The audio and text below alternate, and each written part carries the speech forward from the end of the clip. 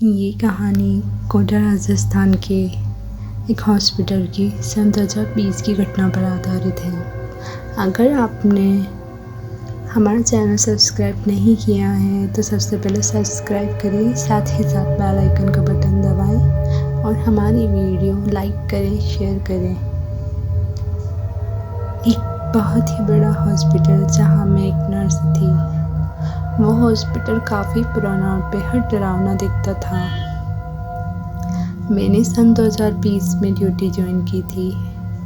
मैं नए हॉस्पिटल में जाकर बहुत खुश थी क्योंकि वहाँ मुझे बहुत सारी फ्रेंड्स मिली थी और वहाँ के स्टाफ वालों का नेचर काफ़ी फ्रेंकली था।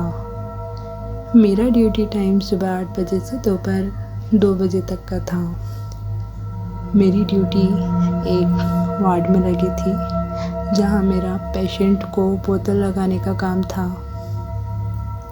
वह वार्ड पेशेंटों से भरा होता था और वहां काफ़ी चहल पहल दिखाई देती थी। ऐसे करते करते मुझे 1 महीना बीत गया और मेरा ड्यूटी टाइम और वार्ड दोनों ही चेंज हो गए। अब मेरा ड्यूटी टाइम दोपहर 2 बजे से शाम 8 बजे तक का हो गया था और मेरी ड्यूटी आईसीयू वार्ड में लगा दी गई थी। मुझे आईसीयू में काम करना बिल्कुल पसंद नहीं आया क्योंकि वहाँ हर रोज़ किसी न किसी पेशेंट की डेथ हो जाती थी और उन पेशेंटों के परिजनों का रोना मुझसे देखा नहीं जाता था। हर रोज़ बस यही आवाज़ें, रोना, चीखना, चिल्लाना। ड्यूटी से घर जाने के बाद भी मुझे वही ख्यालों में आता था और वही आवाज़ें। इससे मैं रातों को सो नहीं पाती थी।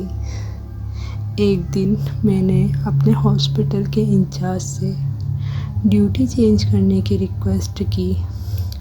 उन्होंने मेरी रिक्वेस्ट मान ली और मुझे ऑपरेशन रूम की ड्यूटी दे दी। मगर मेरे लिए एक परेशानी थी। ऑपरेशन वाली ड्यूटी नाइट की ड्यूटी होती थी। मैंने सर की बात पर गौर किया, लेकिन मैं आईसीयू से दूर सुकून भरी ड्यूटी करना चाहती थी। इसलिए मैंने सर की नाइट वाली ड्यूटी के लिए हाँ कह दिया। अब मेरा ड्यूटी टाइम रात की 8 बजे से सुबह 8 बजे तक का हो गया था। एक दिन ऑपरेशन रूम में मेरी पहली नाइट थी। वहाँ काफ़ी सुकून था क्योंकि ऑपरेशन का डिपार्टमेंट 3rd फ्लोर पर था। मैं अपना काम कर रही थी और ऑपरेशन डिपार्टमेंट में मेरे अलावा कोई और नहीं था। उस रात मुझे ऑपरेशन के इंस्ट्रूमेंट को हर ऑपरेशन में जमाना था और मैं अपनी मस्ती में काम कर रही थी। मैंने सोचा कि यहाँ फ़िलहाल कोई नहीं है, मैं अपने मोबाइल में म्यूज़िक चला देती हूँ और मैं अपने काम में लग गई। इससे मेरा मन भी लग गया और टाइम पास भी हो गया। जब मैं लास्ट ऑपरेशन रूम में गई तो वहाँ बहुत सर्दी लगी। मैंने सोचा शायद एसी ऑन होगा। मैंने सब एसी चेक करे, सारे एसी बंद थे। मुझे बड़ा अजीब लगा क्योंकि सभी जगह गर्मी थी, वही रूम बहुत ठंडा था। मैंने सबको इग्नोर किया और अपने काम में लग गई। लेकिन अचानक से मेरे मोबाइल का म्यूज़िक बंद हो गया। मैंने सोचा कहीं बैटरी तो लो नहीं होगी, लेकिन मेरे मोबाइल में 80% बैटरी थी। मैंने सोचा मोबाइल में कुछ प्रॉब्लम होगी शायद और मैंने फिर से म्यूज़िक स्टार्ट कर दिया, लेकिन फिर से मेरे मोबाइल का म्यूज़िक बंद हो गया। मैंने अपने मोबाइल को बैग में रख दिया क्योंकि मुझे लगा मोबाइल में कोई प्रॉब्लम हो रही है और मैं गाना गाने खुद ही लग गई और अपना काम करती रही। मुझे गाना गाते हुए 20 ही सेकंड हुए थे कि पास वाले रूम से तालियां बजाने की आवाज़ें आने लगी। मुझे लगा शायद कोई वार्ड बॉय होगा जो मेरी सिंगिंग का मजाक बना रहा है। मैं कमरे के बाहर आ गई और मेरे पास वाले कमरे से तालियों की आवाज़ें बंद नहीं हुई। मुझे बहुत गुस्सा आया और मैं चिल्लाई, कौन है यहाँ?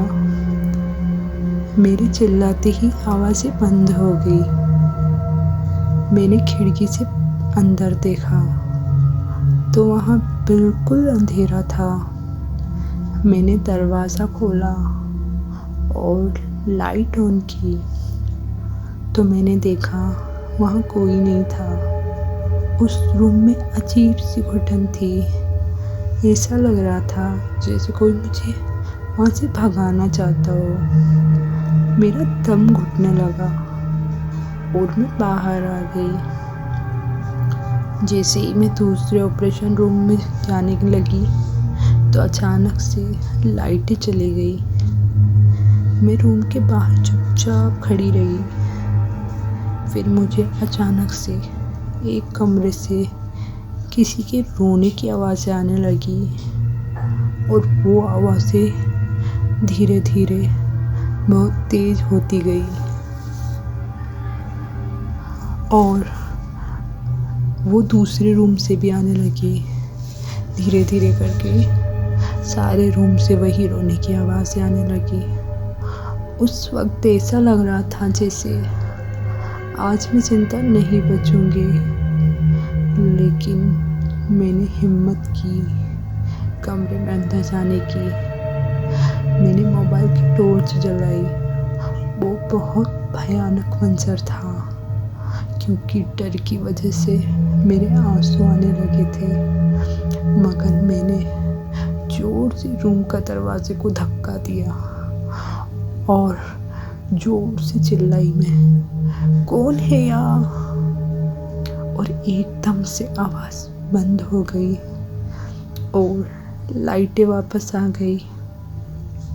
मैंने रूम में देखा तो रूम में कोई नहीं था, मगर मैं चौंक गई। जो सामान मैंने जमाया था वो सारा बिखरा पड़ा था। अब मेरे हाथ पैर कांपने लगे थे। मैं जल्दी से उस जगह से निकलना चाहती थी, मगर ऐसा लग रहा था जैसे मेरे पैर किसी ने जकड़ लिए हो।